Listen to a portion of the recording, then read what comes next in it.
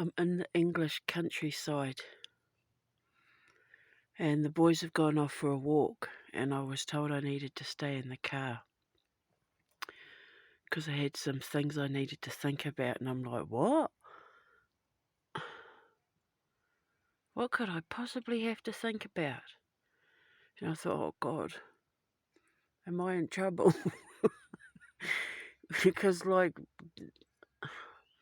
I'm being pulled aside from my adventure to be told to sit and have a think about stuff.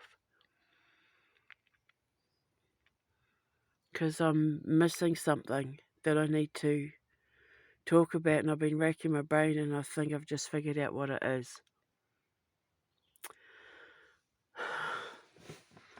When I told you about that dream I had this morning where I woke up and felt the rush of energy, and then I saw the man touch my foot and he had the grey suit on. Did I say about the rush of energy? I can't remember. I think I said there I felt a rush of energy. I'll have to play it back. Anyway, I woke up this morning. As I was starting to wake up, I felt a rush of energy.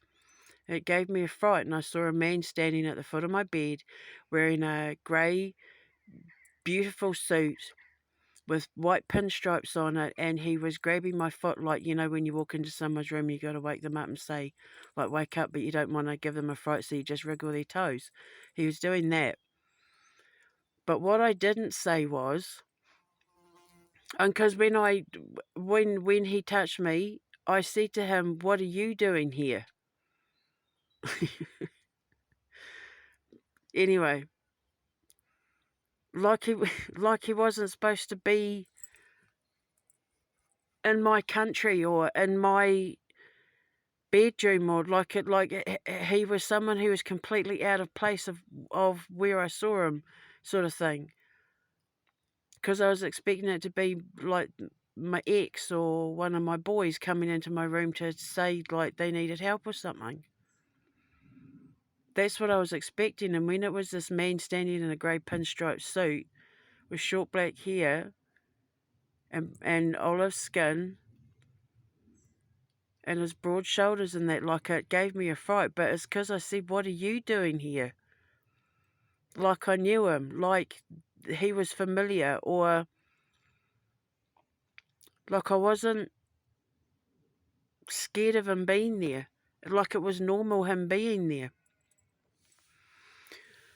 But what I forgot to say was, when I felt the rush of energy, I saw it as well. And I was describing it to my boys on the drive up here. And it's like,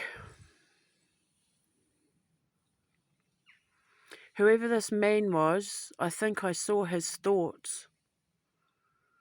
I think I saw him thinking about me.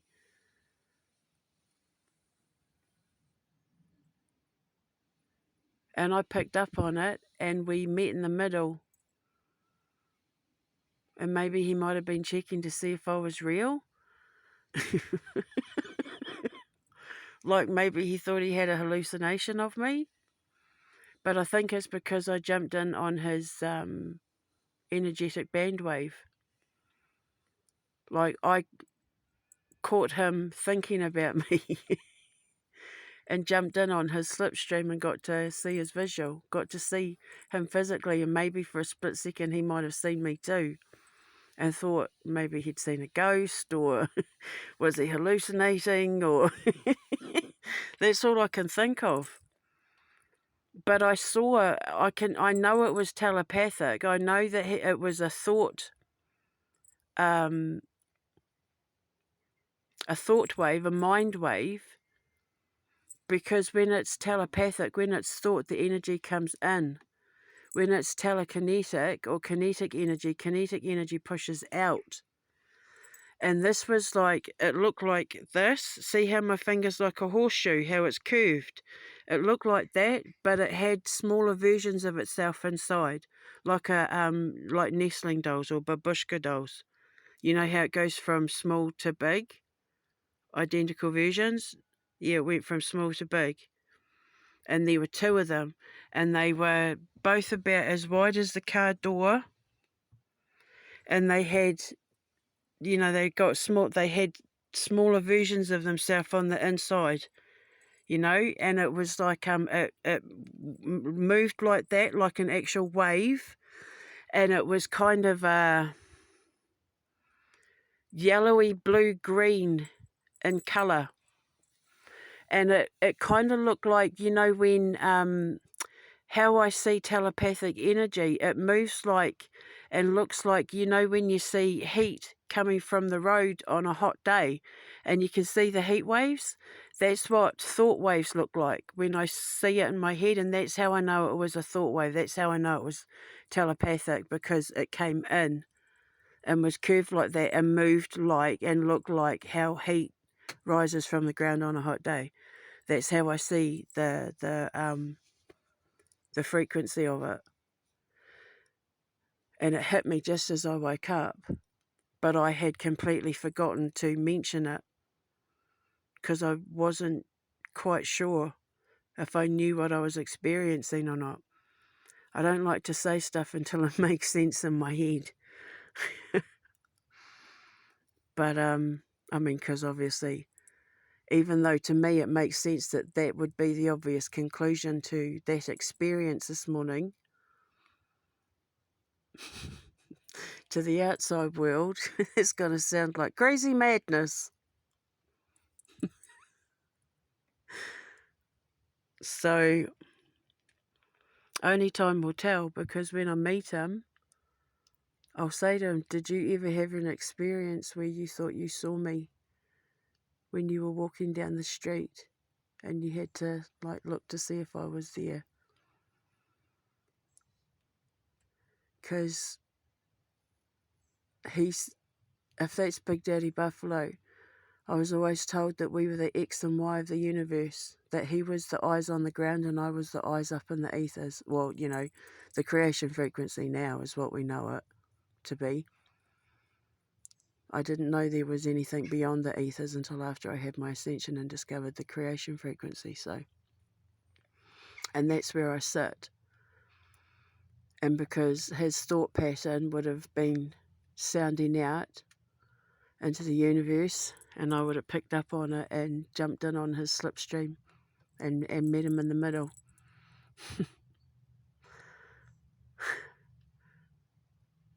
So it's pretty cool, really. He's the ground eyes and I'm the eyes in the sky. So anyway, I just thought I would mention that. In case you're wondering, telekinetic energy, when it goes out, it actually is, how can I explain it? Bobby pins, hairpins? I don't know, depending on the age of viewers, but the olden days Looney Tunes characters, when they'd run, when it would involve women and they'd run and they'd be like, it was mainly like Looney Tunes witches and that, when they'd run there'd be like hair bobby pins, so it would be like round, imagine it looks like that, except this one here is jaggy, like that. And that's what telekinetic energy looks like. And it goes out, but because it's jaggy there and straight there, it pulls energy in, and it kind of has like a push-pull effect in the energy. That's how I see it in my head. That's why it's able to hit objects and make them fall down, because it pulls the energy in as it pushes away, and it kind of becomes like an engine unto itself, like a self-propelling energy force, a self-propelling mind bullet. So, and the only thing that stops it from travelling is whatever it hits and knocks over, which is, most commonly called poltergeist activity. So that's how I see it in my head anyway. And that's what I was told I had to sit and talk about. So I don't know why, but there you go.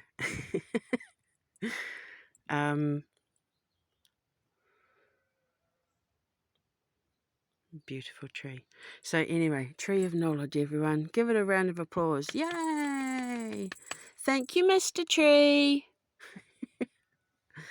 So yeah, so I just had to share that. I don't know why, but I do as I'm told. So, giggity.